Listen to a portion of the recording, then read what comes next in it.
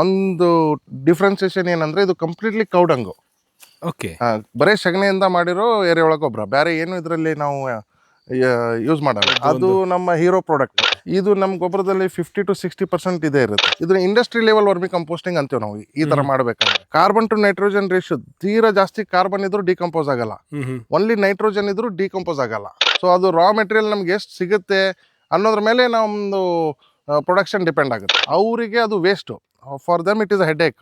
So ಈಗ ನಾವು composting ಮಾಡಬೇಕಾದಾಗ ನಮ್ದು moisture level it has to be in between 45 to 65.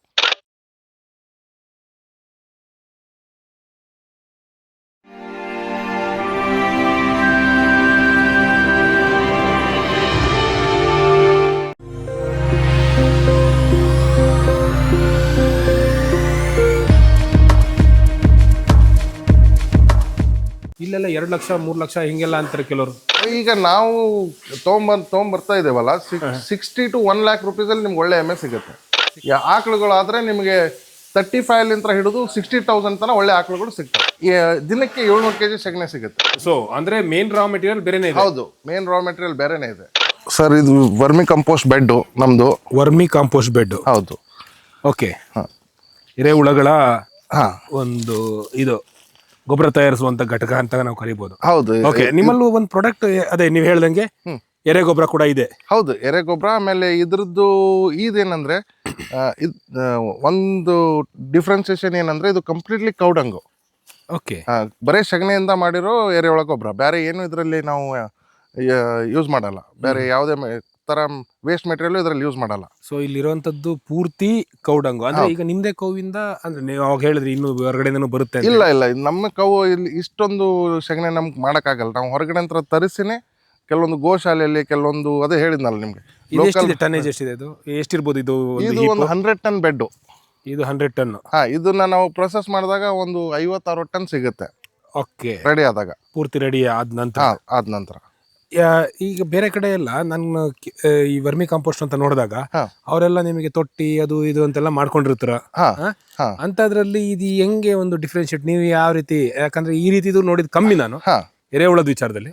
So ಹೇಗೆ? ಇಲ್ಲ, ಏನಂದ್ರೆ ಅವ್ರು ತೊಟ್ಟಿ ಅದು ಮಾಡ್ಕೊಂಡಿರ್ತಾರೆ. ಯಾಕಂದ್ರೆ ಅವ್ರ ಅನುಕೂಲಕ್ಕೆ, ಅವ್ರದ್ದು ಸೇಲೆಬಲ್ ಕೆಪಾಸಿಟಿ ಅಥವಾ ಅವ್ರದ್ದು ಮೆಟೀರಿಯಲ್ ಅವೈಲಬಿಲಿಟಿ ಮೇಲೆ ಅವ್ರು ಮಾಡ್ಕೊಂಡಿರ್ತಾರೆ. ನಮ್ದು ಅಷ್ಟೊಂದು ಸಣ್ಣದೆಲ್ಲ ಮಾಡ್ಕೊಂಡ್ರೆ ನಮಗೆ ಆಗಲ್ಲ, ನಾವು ಡಿಸ್ಟ್ರಿಬ್ಯೂಷನ್ ಮಾಡೋಕ್ಕೆ ಆಗಲ್ಲ. ಸೊ ಅದಕ್ಕೆ ನಾವು ಇದನ್ನ ದೊಡ್ಡ ಬೆಡ್ ಮಾಡಿ ಇದರಲ್ಲಿ ಎರೆಹುಳುಗಳನ್ನ ಬಿಟ್ಟಿರ್ತೇವೆ. ಅವು ಇದನ್ನ ಒಳ್ಳೆ ನೀವು ಕರೆಕ್ಟಾಗಿ ಮೇಂಟೆನೆನ್ಸ್ ಮಾಡಿದ್ರೆ ಇದನ್ನ ಇಂಡಸ್ಟ್ರಿ ಲೆವೆಲ್ ವರ್ಮಿ ಕಂಪೋಸ್ಟಿಂಗ್ ಅಂತೀವಿ ನಾವು. ಈ ತರ ಮಾಡ್ಬೇಕಂದ್ರೆ ಇಷ್ಟೊಂದು ದೊಡ್ಡ ಬೆಡ್ ಹಾಕಿ ಮಾಡ್ಬೇಕು, ಇಂಡಸ್ಟ್ರಿ ವರ್ಮಿ ಕಂಪೋಸ್ಟಿಂಗ್ ಅಂತೀವಿ. ಸೊ ನೀವು ಒಳ್ಳೆ ಮ್ಯಾನೇಜ್ಮೆಂಟ್ ಮಾಡಿದ್ರೆ ಇದರಲ್ಲೂ ಸೇಮ್ ಅದೇ ಅವು ಏನು ಎರೆಹುಳ ಗೊಬ್ಬರ ನಿಮ್ಮ ತೊಟ್ಟಿಯಲ್ಲಿ ಅಥವಾ ವಿಂಡ್ ರೋಲ್ ಸಿಗುತ್ತಲ್ಲ, ಅದೇ ಇದರಲ್ಲೂ ಸಿಗುತ್ತೆ. ಸೊ ಇದು ಯಾವ ಹಂತದ್ದು? ಅಂದ್ರೆ ಈಗ ರೆಡಿ ಆಗಿದೆಯಾ ಗೊಬ್ಬರ ಅಥವಾ? ಇಲ್ಲ, ಇದು ಈಗ ರೆಡಿಯಾಗಿ ಎಲ್ಲ ಖಾಲಿಯಾಗಿ ಈಗ ಪ್ರೊಸೆಸ್ ಅಲ್ಲಿ ಇದೆ. ಈಗ ಇದು ಜಸ್ಟ್ ಹಾಕಿ ಬೆಡ್ ಹಾಕಿ 1 month ಆಯ್ತು. ಇನ್ನೊಂದು 2 months ಅಂದ್ರೆ ಇದು ಗೊಬ್ಬರ ತಯಾರಾಗುತ್ತೆ. ಅಂದ್ರೆ ಸುಮಾರು ಒಂದು 50-60 ಟನ್ ಎರೆಹುಳ ಗೊಬ್ಬರ ಪ್ಲಸ್ ಅಂತದೇ ಬೆಡ್ ಬೇರೆ ಬೇರೆನೂ ಇದೆ ವರ್ಮಿ ಕಂಪೋಸ್ಟ್ ಮಾಡಿದ್ದು. ಸೊ ಬಟ್ ಇದು ನಮ್ದು ದೊಡ್ಡ ಬೆಡ್. ಓಕೆ. ಸೊ ಒಟ್ನಲ್ಲಿ ನಿಮ್ಮ ವರ್ಮಿ ಕಾಂಪೋಸ್ಟ್, ನಿಮ್ಮ ಸೆಲೆಬಲ್ ನಿಮಗೆ ವರ್ಷಕ್ಕೆ ಎಷ್ಟಿದೆ ಅಂದ್ರೆ ನಿಮ್ಮ ಇದರಿಂದ? ಇಲ್ಲ, ಬೇಡಿಕೆ ತುಂಬಾ ಜಾಸ್ತಿ ಇದೆ. ನಾವು ಒಂದು 2000 ಟನ್ ಆದ್ರೂ ವರ್ಮಿ ಕಂಪೋಸ್ಟ್ ಮಾಡಬೇಕು ಅಂತ ಒಂದು ಗುರಿ ಇದೆ. ಆದ್ರೆ ಇದು completely dependent on availability of raw material. 2000 ton ಅಂತಂದ್ರೆ 4000 ಟನ್ ಬೇಕು ನಿಮಗೆ? ಹೌದು, ಸಗಣಿ. ಸೊ ಅದು ರಾ ಮೆಟೀರಿಯಲ್ ನಮ್ಗೆ ಎಷ್ಟು ಸಿಗುತ್ತೆ ಅನ್ನೋದ್ರ ಮೇಲೆ ನಮ್ದು ಪ್ರೊಡಕ್ಷನ್ ಡಿಪೆಂಡ್ ಆಗುತ್ತೆ. ಹೌದು. ಇದು ಯಾವ ಹಂತದಲ್ಲಿ ಇದೆ ಅಂತ ನೋಡ್ಬೋದು ಸರ್? ಬನ್ನಿ ತೋರಿಸ್ತೀನಿ.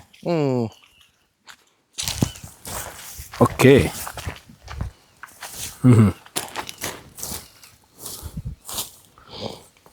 ಬನ್ನಿ ನೋಡಿ ಹುಳುಗಳು.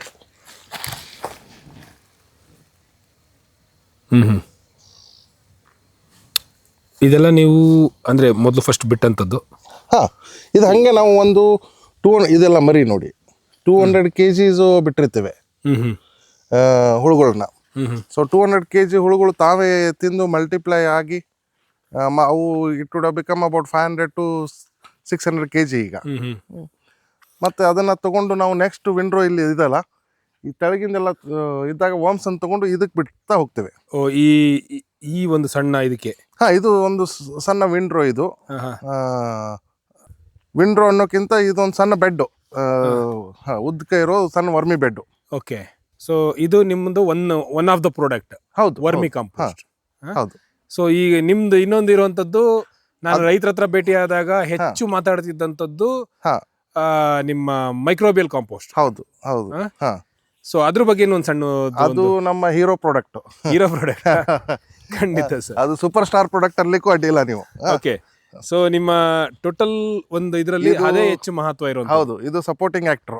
ಓಕೆ, ಅದು ಲೀಡಿಂಗ್ ಆಕ್ಟರ್. ಹೌದು, ಬನ್ನಿ ಈ ಸೈಡ್ ಅಂತ ಹೋಗಿ ತೋರಿಸ್ತೇನೆ. ಅದು ಹೇಗೆ ಪ್ರೊಸೆಸ್ ಮಾಡ್ತೀವಿ ಅದನ್ನ ಎಕ್ಸ್ಪ್ಲೇನ್ ಮಾಡ್ತಾ ಹೋಗ್ತೇನೆ. Super sir. ಯಾಕಂದ್ರೆ ಅದೇ ನಮಗೆ ಬೇಕಾಗಿರೋದು. ಇಲ್ಲ, ಅದಕ್ಕೋಸ್ಕರ ನಾವು ನಿಮ್ಮಿಂದ ಬಂದಿರೋದು ಈಗ. ಇಲ್ಲ ಅದು ಆಮೇಲೆ ಇಲ್ಲ, ಇದನ್ನ ಯಾರು ನೋಡಿ ಈ ತರ ಮಾಡ್ತಾರಲ್ಲ ಅವರು ಡೆಫಿನೆಟ್ಲಿ ನಿಮ್ಗೆ ಥ್ಯಾಂಕ್ಫುಲ್ ಆಗಿರ್ತಾರೆ. ಖಂಡಿತ. ಅಂದ್ರೆ ಅಷ್ಟೊಂದು ಅದರದ್ದು ರಿಸಲ್ಟ್ ಚೆನ್ನಾಗಿದೆ. ಅಲ್ಲ, ನಮ್ಮ ಉದ್ದೇಶ ಏನು ಅಂತ ಹೇಳಿದ್ರೆ, ಅಫ್ಕೋರ್ಸ್ ಗೊಬ್ಬರ ತಯಾರಿಕೆದು ನಾವು ಪೂರ್ತಿ ನಾವು ತಿಳಿಸ್ಕೊಟ್ರೆ ರೈತರು ಸಾಧ್ಯವಾದ್ರೆ ಅವರು ಮಾಡ್ಲಿ. ನಮ್ಮ ಉದ್ದೇಶನೂ ಅದೇ. ಈ ಅವರು ಈಗ ನಾನು ಗೊಬ್ಬರದ ಯೂನಿಟಿಗೆ ಬಂದ್ಬಿಟ್ಟು ಹಿಂಗೆ ಹೇಳಿದ್ರೆ ತಪ್ಪಾಗ್ಬೋದು. ಇಲ್ಲ, ಅಬ್ಸಲ್ಯೂಟ್ಲಿ ಇಲ್ಲ. ನಮ್ಗೆ ಇದನ್ನೇ ಇಲ್ಲ, ಏನು ಎಲ್ಲ ಗೊಬ್ಬರ ನಾವೇ ಮಾರಬೇಕು ಅನ್ನೋ ಗೋಲೇ ಇಲ್ಲ. ಓಕೆ, ನಮ್ಮ ಮೇನ್ ಗೋಲ್ ಬಂದ್ಬಿಟ್ಟು ಸಾಧ್ಯ ಆದಷ್ಟು ಒಳ್ಳೆ ಗೊಬ್ಬರನ ಉತ್ಪಾದನೆ ಮಾಡಿ ರೈತರಿಗೆ ಒಂದು ಎಕನಾಮಿಕ್ ಪ್ರೈಸಲ್ಲಿ ಕೊಡುವಂಥದ್ದು. ಅದು ಪ್ಲಸ್ ಅದ್ರ ಜೊತೆಗೆ ಇನ್ನೊಂದು ಆಬ್ಜೆಕ್ಟಿವ್, ಎಷ್ಟು ಸಾಧ್ಯ ಆಗುತ್ತೆ ಅಷ್ಟು ರೈತರಿಗೆ ನಾವು ಗೊಬ್ಬರ ಹೇಗೆ ರೆಡಿ ಮಾಡ್ಬೇಕು ಅನ್ನೋದನ್ನು ನಾವೇನು ಕಲ್ಕೊಂಡಿದ್ದೇವೆ ಅದನ್ನ ಅವರಿಗೆ ನಾವು ಪಾಸ್ ಆನ್ ಮಾಡೋದು, ಆ ನಾಲೆಜನ್ನು ಪಾಸ್ ಆನ್ ಮಾಡೋದು. ಸೊ ನೀವು ಕೇಳಿದ್ರಲ್ಲ ನಮ್ಮ ಸೂಪರ್ ಸ್ಟಾರ್ ಪ್ರಾಡಕ್ಟದ್ದು ಏನು ಇದಂತೇಳಿ ಡೀಟೇಲ್ಸ್ ಅಂತೇಳಿ. ಹೌದು, ಅದು ಫಸ್ಟ್ ಸ್ಟಾರ್ಟ್ ಆಗೋದು ಇಲ್ಲಿಂದ.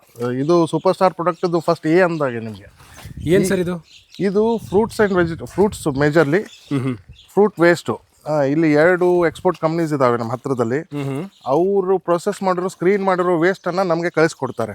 ಆಕ್ಚುಲಿ ಇಲ್ಲಿ ನಾನು ಕಾಣ್ತಾ ಇದೀನಿ ಪಪ್ಪಾಯ. ಹೌದು, ಪಪ್ಪಾಯ ಇದೆ, ಮಸ್ಕ್ ಮೆಲನ್ ಇದೆ. ಸೊ ಸೀಸನ್ ಪ್ರಕಾರ ಚೇಂಜ್ ಆಗ್ತಾ ಇರುತ್ತೆ.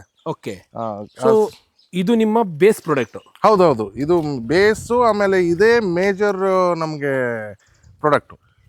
ನಮ್ ಒಳ್ಳೆ ಗೊಬ್ಬರ ಉತ್ಪಾದನೆ ಮಾಡಕ್ ಸಾಧ್ಯ ಆಗಿದ್ದೆ ಈ ಒಂದು ಪ್ರಾಡಕ್ಟ್ ಇಂದ.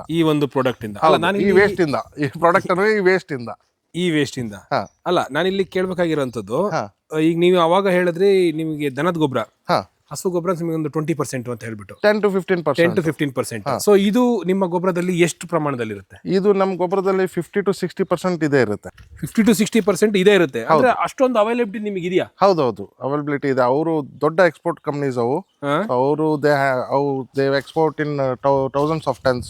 ಓಕೆ, ಅಂದ್ರೆ ನಿಮಗೆ ಇದು ತಿಂಗಳಿಗೆ ಎಷ್ಟು ಬರುತ್ತೆ? ತಿಂಗಳಿಗೆ ನಮ್ಗೆ ಅಂದ್ರೆ ಇದು ಇಷ್ಟೇ ಅಂತ ನಾವು ಎಕ್ಸಾಕ್ಟ್ ಆಗಿ ಹೇಳಕ್ ಬರೋದು. ಇದೇ ತಿಂಗಳು ಇಷ್ಟೇ ಬರುತ್ತೆ. ಎವರೇಜ್ ಒಂದು ಏರಿಗೆ ನಮಗೆ we get about 5,000 tons. 5,000 tons? ಹೌದು, ಒಂದು ವರ್ಷಕ್ಕೆ 5,000 tons ನಿಮಗೆ ಬರೀ ಹಣ್ಣಿನ ವೇಸ್ಟ್ ಸಿಗುತ್ತೆ? ಹೌದು ಹೌದು. ಓ ಮೈ ಗಾಡ್. ಇದು ಅಂದ್ರೆ ಬರೀ ಇದೆರಡೇ ಹಣ್ಣ ಅಥವಾ ಇಲ್ಲ, ಬೇರೆ ಬೇರೆ ಸೀಸನಲ್? ಈಗ ಪೈನಾಪಲ್ ಬರುತ್ತೆ, ಆಮೇಲೆ ಇದು ಏನು ಓಕ್ರಾ ಬರುತ್ತೆ. ಓಕ್ರಾ ವೆಜಿಟೇಬಲ್ ಬರುತ್ತೆ. ಆಮೇಲೆ ಕೆಲವೊಂದು ಕುಕುಂಬರ್ ಬರುತ್ತೆ. ಅವ್ರಿಗೆ ಯಾವ ತರ ಅಲ್ಲಿ ಅವ್ರಿಗೆ ಆರ್ಡರ್ಸ್ ಇದೆ ಅಲ್ಲ, ಅವ್ರು ಅದನ್ನ ಪ್ರೊಕ್ಯೂರ್ ಮಾಡ್ತಾ ಇರ್ತಾರೆ. ಸೊ ಅವ್ರು ಪ್ರೊಕ್ಯೂರ್ ಮಾಡಿರೋ ಅವ್ರು ಸ್ಕ್ರೀನ್ ಮಾಡಿದಾಗ ಸಿಕ್ಕಾಪಟ್ಟಿ ಕೆಲವೊಂದು ಅನ್ರೈಪ್ಡು, ಕೆಲವೊಂದು ಓವರ್ ರೈಪ್ಡು, ಆಮೇಲೆ ಸಿಪ್ಪೆಗಳು, ಅವ್ರು ಪ್ರೊಸೆಸ್ ಮಾಡಿ ಸಿಪ್ಪೆಗಳು ಅದೆಲ್ಲ ಇಲ್ಲಿ ಕಳಿಸ್ತಾರೆ. ಹೌದು. ಸೊ ಇಲ್ಲಿ ಇದು ನೆನ್ನೆ ಬಂದಂತದ್ದಾ? ಇಲ್ಲ, ಇದು 3 days ಆಯ್ತು ಬಂದು. ನಮ್ಗೆ ಸ್ವಲ್ಪ ಬೇರೆ ಕೆಲಸ ಇರೋದ್ರಿಂದ ಇದು ನಾವು ಕಂಪ್ಲೀಟ್ ಆಗಿ ನಾವು ಸ್ಟ್ರೆಡ್ ಮಾಡಕ್ ಆಗ್ಲಿಲ್ಲ, ಸ್ವಲ್ಪ ಉಳ್ಕೊಂಡಿದೆ ಅಷ್ಟೇ. ಇದ್ರ ನೆಕ್ಸ್ಟ್ ಪ್ರೊಸೆಸ್ ನೀವು ಸ್ಟ್ರೆಡ್ ಮಾಡ್ತೀರಾ? ಹೌದು, ಇದು ಕನ್ವೇಯರ್ ಅಲ್ಲಿ ಸ್ಟ್ರೆಡ್ಡಿಂಗ್ ಹೋಗುತ್ತೆ. ಇದು ಓಕೆ. ಸೊ ಇಲ್ಲಿ ಕನ್ವೇಯರ್ ಇದು ಇನ್ಪುಟ್ ಅಂದ್ರೆ ಇಲ್ಲಿ ಫೀಡಿಂಗು, ಇಲ್ಲಿ ಫೀಡ್ ಆಗಿ ಈ ಸ್ಟ್ರೆಡರ್ ಬರುತ್ತೆ ಇಲ್ಲಿ. ಓಕೆ, ಇಲ್ಲಿ ಕಂಪ್ಲೀಟ್ ಅದು ಸ್ಟ್ರೆಡ್ ಆಗಿ ಇಲ್ಲಿಂದ ಔಟ್ಲೆಟ್ ಅಂದ್ರೆ ನಮ್ಮ ಟ್ರ್ಯಾಕ್ಟರ್ ಟ್ರಾಲಿ ಇರುತ್ತೆ. ಈ ಕನ್ವೇಯರ್ ಇಂದ ಹೋಗಿ ಆ ಟ್ರ್ಯಾಕ್ಟರ್ ಟ್ರಾಲಿಯಲ್ಲಿ ಲೋಡ್ ಆಗುತ್ತೆ. ಆಮೇಲೆ ಯಾಕೆ ನಾವು ಸ್ಟ್ರೆಡ್ ಮಾಡ್ತೀವಿ ಅಂತಾನು ಹೇಳೋಕ್ಕಿಂತ ಮುಂಚೆ ಇದ್ರ ಒಟ್ಟಿಗೆ ಫ್ರೂಟ್ಸ್ ಅಂಡ್ ವೆಜಿಟೇಬಲ್ ವೇಸ್ಟ್ ಸ್ಟ್ರೆಡ್ ಆದ್ಮೇಲೆ ಅದ್ರ ಒಟ್ಟಿಗೆ ನಾವು ಇದು ಅಗ್ರಿ ವೇಸ್ಟ್ ಅಂತೀವಿ, ರೆಸಿಡ್ಯೂ, ಕ್ರಾಪ್ ರೆಸಿಡ್ಯೂ. ಓಕೆ, ಏನು ಎಕ್ಸಾಕ್ಟ್ಲಿ ಇದು ಇಟ್ ಕುಡ್ ಬಿ ಎನಿಥಿಂಗ್.